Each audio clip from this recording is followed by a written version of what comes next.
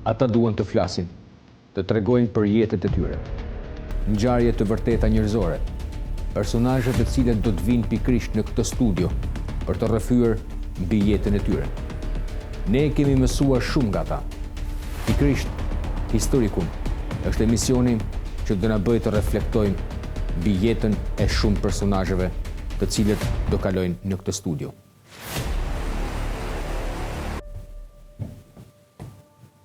Historikum.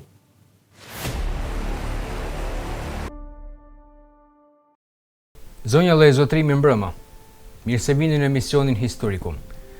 Në këtë puntat do flasim për problematikat mes fëmijëve dhe familjeve, si arriten ato sot në ditët e sotme, cilat janë probleme që hasin shpeshherë familjarët në marrëdhënie me fëmijët e tyre. Kam kënaqësinë të kem në studio zonjën Erione Bërdica. Erione mbrëma dhe faleminderit që u bëre pjesë e emisionit Historikum. Faleminderit, kënaqësia është e ime. Faleminderit. Duke marrë që nga fëminia juaj, si ka qenë ajo në krahasim me fëmijët që rriten sot? Atëherë, pyetje shumë e bukur. Fëminia ime ka qenë e dikurshme, ka qenë shumë e bukur. Krahasim me teknologjinë dhe rrjetet sociale, celular që përdoren tash. Unë nuk kam pas as telefon, kena pas atë lojën lagje që ka pas çdo fëmijë i lumtur, nëse mundena me thënë thojza.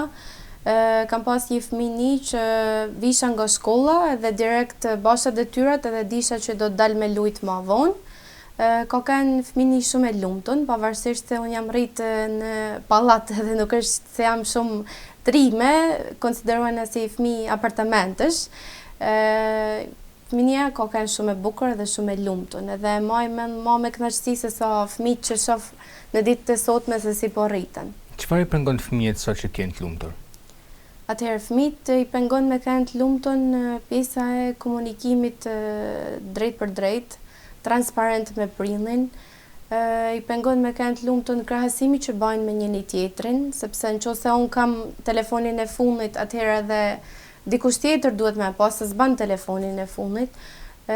Bullizimet që kanë shpesh me njëri tjetrin, koha kufizume që kalojnë me prind, sepse shumë e rëndësishme jeta vitet e fundit sipas menimit të më shumë kaotike dhe prind janë shumë të stresuar, janë të frustruar dhe nuk kanë kohë që mu marrë me fëmijët e tyre.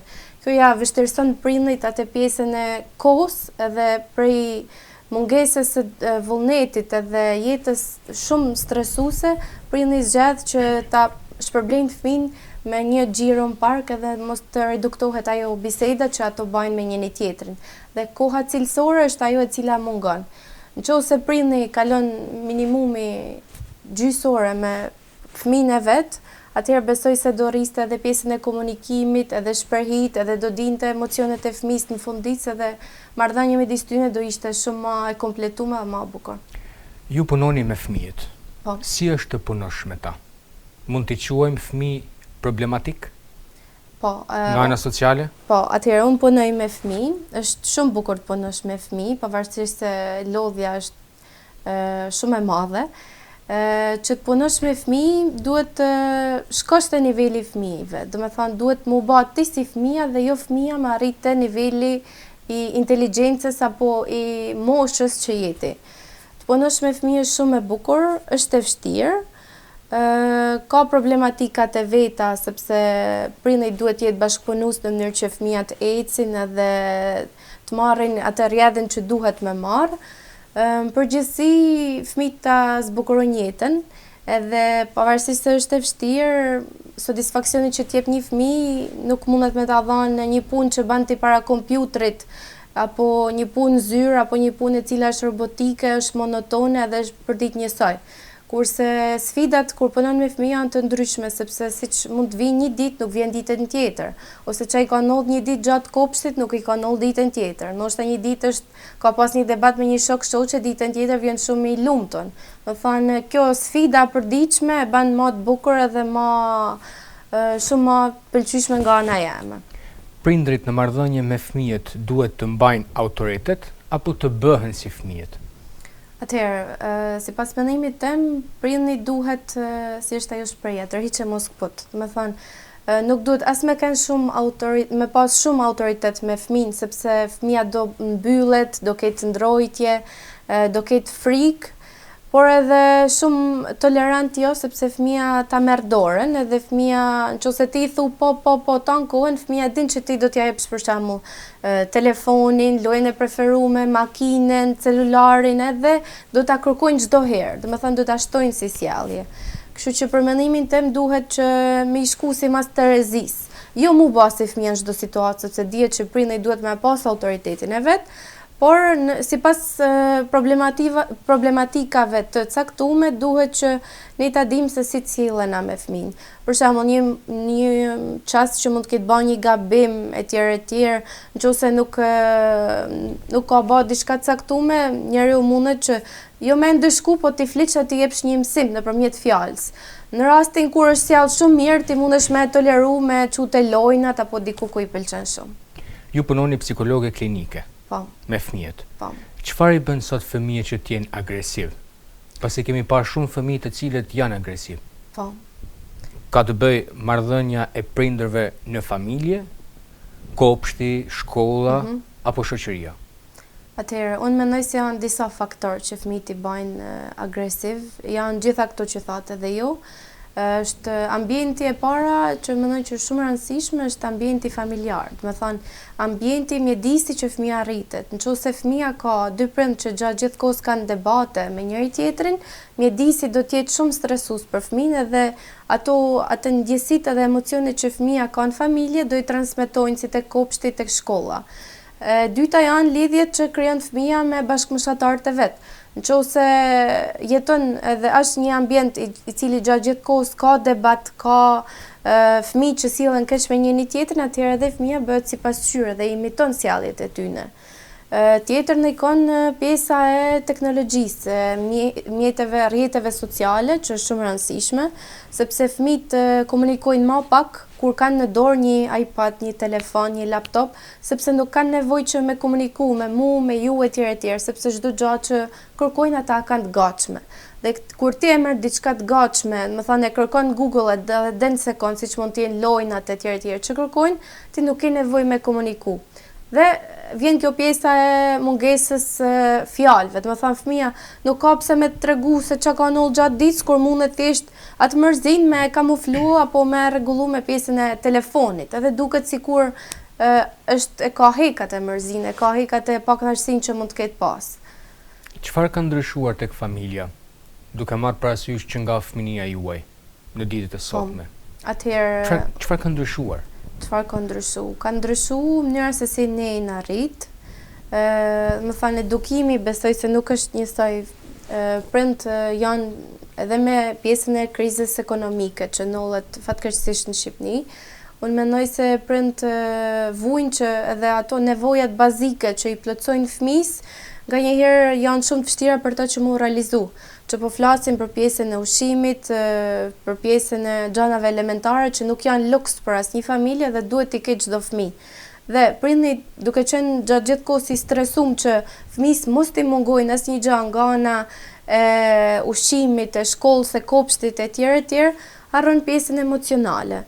Dhe unë e maj mend që në fëminin tim unë kam komuniku me prind dhe me sa arri unë me kuptu prind nuk e kanë atë komunikimin e përditshëm me fëmijët e tyne, ose lodhen edhe frustrohen duke I pyet gjatë gjithë kohës pse ke bë gabim, më thënë duke e shigjetu fëmin, por asnjëherë nuk e pyesin vetin ç'a jam të bëun që s'jam të komuniku.